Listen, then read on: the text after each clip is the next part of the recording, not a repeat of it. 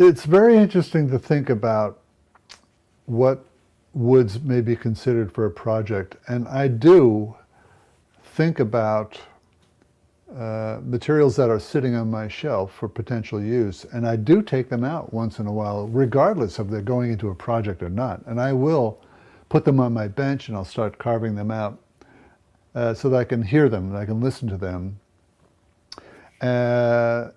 And that gives me an idea for future projects. So I begin to understand what's in my cupboard that I can take out and start cooking with, you know. So yeah, I love wood, and I love to listen to what the wood can tell me. And it may sound like a romantic idea, but listening to the wood and having it speak to you is a real thing. Again, it comes back to making a value judgment of what you're hearing when you're tapping the wood. There's a lot of consideration in the resonant sound that you're hearing off of the tap, how it feels, how it sounds, the length of the duration of the ring, the quality of the ring, tonally, is it trebly, is it bassy, and the inside quality. You can break it down into a long discussion of components for the consideration of tone. Other times, thematic instruments may develop coming out of the basic foundation of what it is that the guitar is supposed to be. And I'm always building to the foundation of the instrument. That's all important. If you don't have that foundation of what's necessary to have it be a guitar that plays well, that feels well, that sounds great, that is comfortable to play for the musician, that is the basic foundation upon which you can build all the rest of it. If it's going to be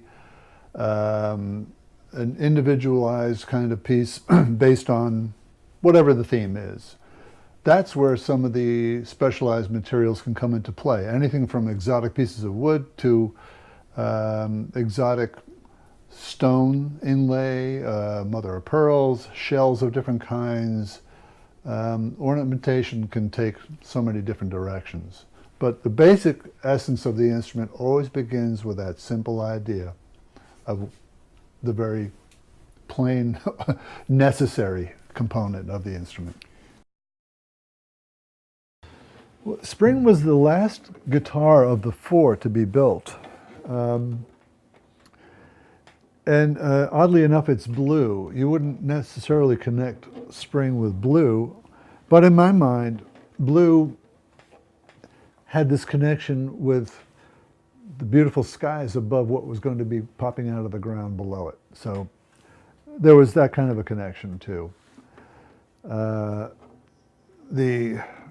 idea of embellishing these things was further done by all the shell work. You can't see it from there, but on the inside of the guitar, if you were to look, you'd see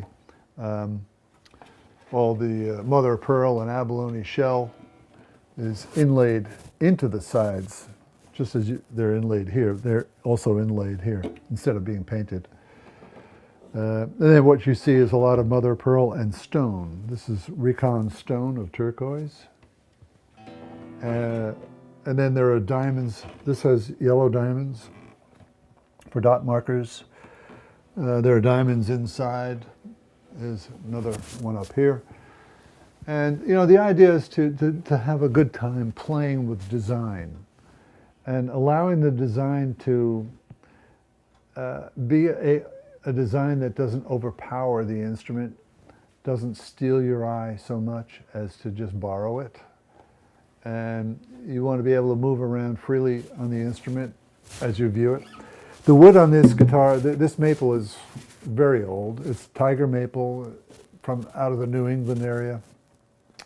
It's well over 100 years. How many, I don't know exactly, but it's old. This top is I believe this top came out of Jimmy DeQuisto's shop after he had passed away. Can we hear it? Yeah, sure.